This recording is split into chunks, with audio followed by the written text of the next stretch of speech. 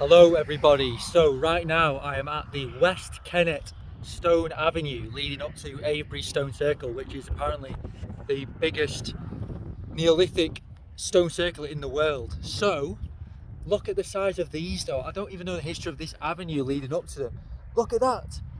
The size of that stone is incredible, and they're all absolutely huge, and it goes on for such a long time. They're just scattered around everywhere. Well, all I can see, I'd probably not researched deep enough, but about just the main stone circle. But what about all these? How did these get here? Are these more recent, or are these similar age? Because it's an ancient monument. So anyway, I'm here exploring Avebury for a day, probably a day or two, maybe a day. Coming back from Cambridge, I've just come from Cambridgeshire to deliver to the talk that I'm going to put a little few clips on at the place that I was there on YouTube soon. And I'm heading towards Cornwall. So I've stopped at Avebury, never been to Avebury before, so it's a stunning landscape as well, and there's a lot to see. There's one of the biggest mounds, man-made, I think it's the biggest man-made mound in the country is here as well. Silbury Hill or something like that is somewhere around here, and there's also some burial chambers, so there's a lot of interesting things to see.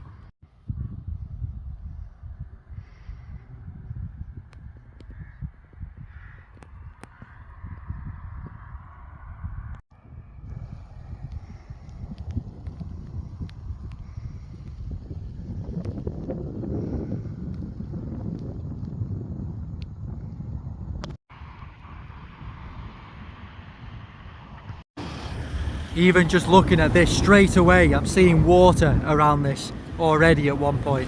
You can clearly see an old channel there. You look at the size of that one with the crow on. So I've just spoken to some people. They probably look like modern pagans or something, doing something for the equinox. But if this whole thing is the original, there might be some fake stones added, apparently for a BBC thing that happened in about 1900s, 1990s or something like that.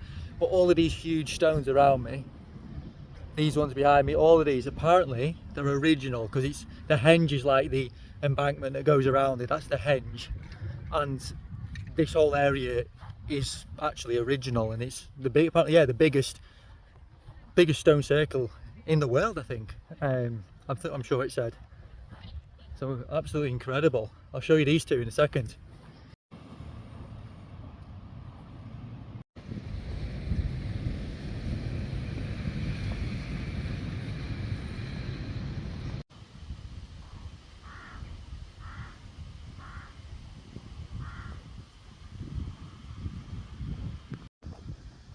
So now I'm on top of the pathway that goes behind it. You can clearly see where the water used to flow, how the henge is made. So the henges that are on the outside, the stone circles, are in the middle section. So this is a great view of it from the top here. There's actual church in the background over there as well.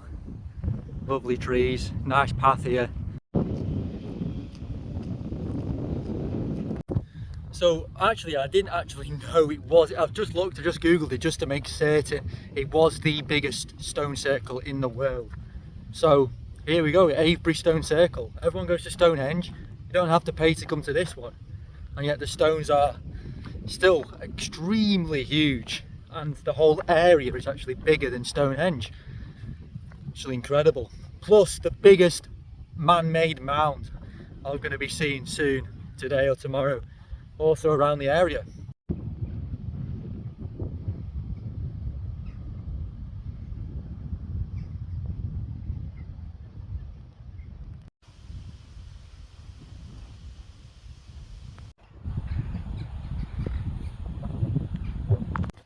So I've just crossed over like a pathway, and this is like the second part of the stone circle. So the ditch is still going round me to this side here, so the ditch is still going around here. So it just proves how massive it was, this one. There's not too many stones in this field. I don't know if there was more at one point, but the ones that are here are huge still. So it's such a massive place. I didn't expect it to be this big. So I didn't actually plan to come only the last few days. I thought on the way to Cornwall, stop at Avebury and break up the journey. So it's exceeded my expectations, but I want to come back when it's quiet. I always like to, when it places like this, I like to just figure things out, and then when it's quiet, come back and do my own stuff. So across the road at the other side, there's yet another stone circle. So there's like 3, 4 sections I've seen so far of this place. Look at this area here, look at all of these nettles, and you've got this sacred ash, the tree of life, right here, this huge ancient ash tree. Look at that. So the official narrative states that this stone circle was built between 2800 BC and 2200 BC. So that is the official narrative, but a lot of the time, like I always say, sometimes it's an intentional deception to hide the truth. Other times they're just so old, these structures, that they're just guessing. They're just guessing. So everybody, this is the area at sunset around this, the biggest man-made mound, Salisbury Hill, in the whole of the country, which I'm going to show you now, instead of in the morning because it's due rain. So this is the incredible sunset. There's actually deer in that field I spotted before as well. So I parked up here for the night. So I'll go closer afterwards, but here we have a view of Salisbury Hill, the largest mound in the country. Now just look at that. Spectacular. And already I can see streams coming off it, though this was water. There's a spring actually close by, maybe multiple. They're all, it's like the one in Wales in this place called Corwin, I think it is, where there's a spring actually underneath the mountain. It's an energetic point, and I think it'll be very likely there's something similar here. It's always based on the principle of water. Either if they say it's man-made, it might be they're building it around the sacred water. Sometimes even the narrative may be wrong. It may be wrong. It may be a natural thing because of the energy of the land, possibly because the one in Wales is natural and this is apparently man-made, which I'm not going to say it is or it isn't, but I'm just putting it out there. Because I feel like we always need to question a narrative, because they say, they openly admit, so I just studied something then, they openly admit they don't have a clue what the stone circle was or what this was. So if they don't have a clue, who's to say it is man-made? There's no evidence. Good morning everybody. What a beautiful morning it is today. Didn't expect this at all. It was raining all throughout the night, and what a view it is today. I'm going to turn the camera around in a minute and see if I can show you these deer in the background over here, and right next to it is Salisbury Hill. So what a stunning view, and the sun just rising right over Salisbury Hill. Incredible.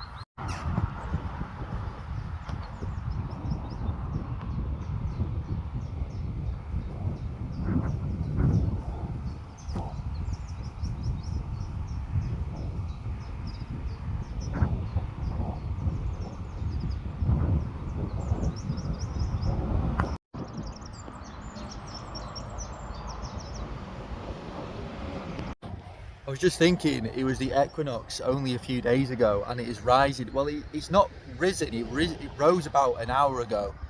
I think maybe an hour and a bit ago, but the actual sun is directly now above, pretty much, of the mound. So maybe it's about, if it was man-made, it's been about directly being built just above, so the sun is just above it on the equinox. Maybe it looks that way because it's just been the equinox and it's right above it now. Such a nice view. This is just incredible. So it says here that we are approaching the path viewing area for Salisbury Hill, the largest prehistoric mound in Europe. I thought it was just in the UK, but no, it's in Europe. So the largest stone circle in the world and the largest prehistoric mound in Europe. So a very, very important place in the world we're in now. So it says the Avebury area contains a cluster of outstanding monuments dating to the Neolithic period and Bronze Age. This was a significant place of prehistoric people who gathered here to build monuments made of earth, timber and stone for over 2,000 years. Overlooked by one of the oldest monuments, West Kennet Long Barrow, and located between the recently constructed henge at Avebury. So there must be a recently constructed henge at Avebury as well then. I'm not sure which one that was. And the timber enclosure at West Kennet, Salisbury Hill was the last major monument to be built in this landscape during the late Neolithic period in about 2300 BC. This was a period of great change in southern England when people with new ideas and objects were beginning to arrive from continental Europe. And this is a map of the area, so we've got like, it shows where Avebury Henge is, where Salisbury Hill, the Long Barrow and Windmill Hill, I'm not sure what that is, all around the same area.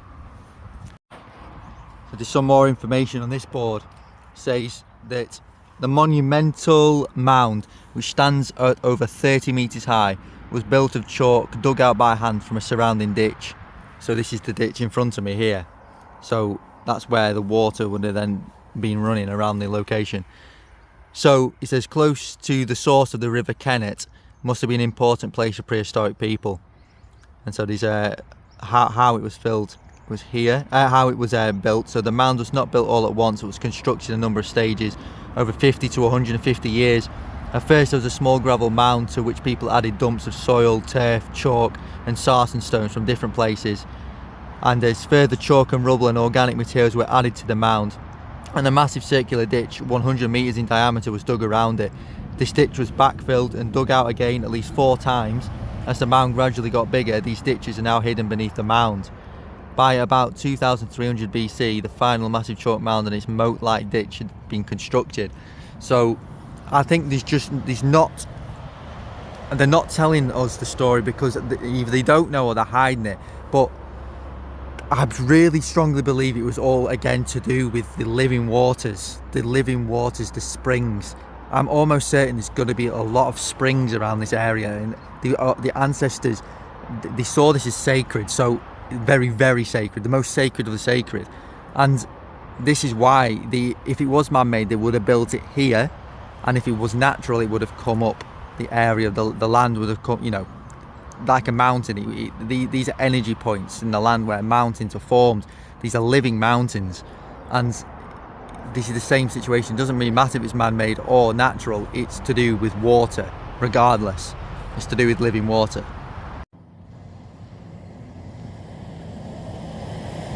So right now I'm right next to this mound, and honestly it's even bigger than it looked from over there. And here next to it, look at this, there's like a giant lake.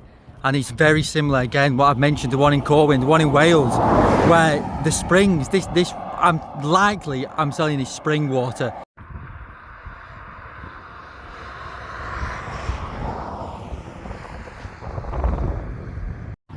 So everybody, where I am at now is West Kennet, Long Barrow, probably the last place that I'm going to see here in Avebury.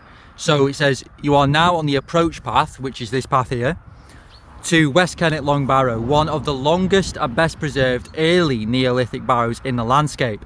It says the Avebury area contains a cluster of outstanding monuments dating to the Neolithic period and Bronze Age, which is mentioned before. It says, oh yeah, I think that was the same as before as well. West Kennet Long Barrow was one of the earliest monuments to build in around 3650 BC. So it is one of at least 20 long barrows that were built in the wider Avebury area in the early Neolithic period. Although several have stone chambers, only West Kennet has been excavated and restored, allowing you to walk inside. So, I'm looking forward to it. What is also, I've just found out, is that the River Kennet, which is where we are now, is Kennet, the Kennet area. The source is Swallowhead Springs, which is actually right near the mound. So it proves me right when it is all based on the principle of sacred springs, these mounds. It's just something that we can observe every time. The living waters. So here we go, look, this is the River Kennet. So this is the start of the River Kennet, because obviously the mound is over there. That's where the source is, round about that area over here, probably near the mound itself. And this is the River Kennet, so it'll gradually expand as it travels its way across the country. So it's incredible.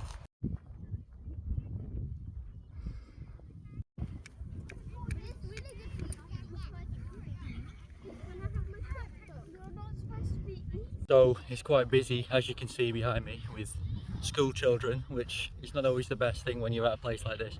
You want to be more quiet, but what can you do? So I'm going to do a circle round to kind of get to know it. Behind me, actually, I don't know if you can see in the background, there's the Silbury Hill. So they're all in the vicinity, in a very close area, the stones, the hill and the barrows. So I'm going to see what it says on the narrative on the other side, and then we can go inside of this structure that is one of the oldest structures around. So amazing.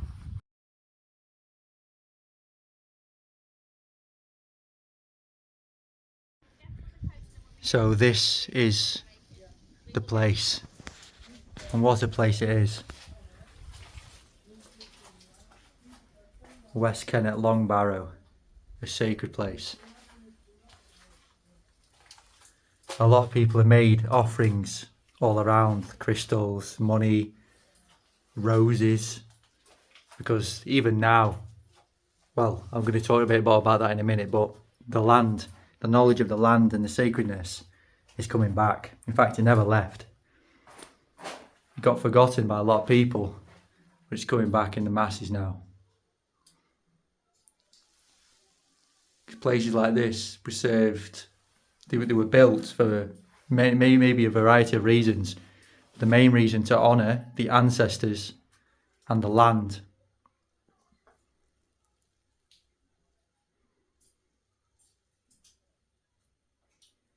The land itself was built as an offering.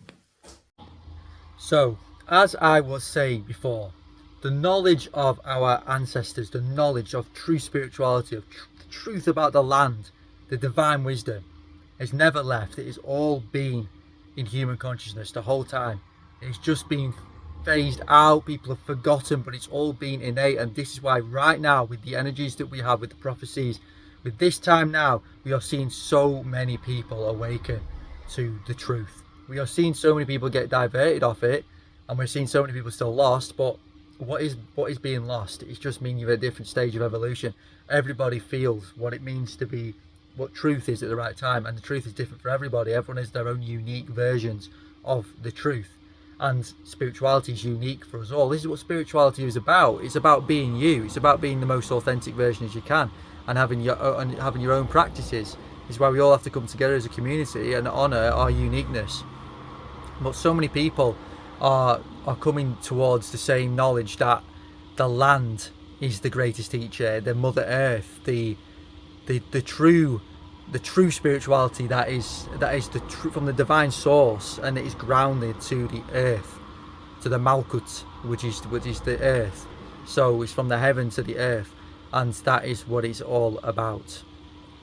This great time that we find ourselves in now, and the documentary that I've done, the prophecy of Albion, with my neighbour, with Armani Studios, my great friend, this is what this documentary is all about, in depth, over 4 hours, and this is what my YouTube is all about. So I'd appreciate you liking, subscribing to my channel, and it helps the channel along, because it's been, I believe it's been attacked quite a little bit, censored because of the message, but it's my free will to do this, and therefore they cannot do anything about this message coming out. So the channel is blessed. So thank you everybody for watching this video. Plenty more to come, traveling around. So thank you very much.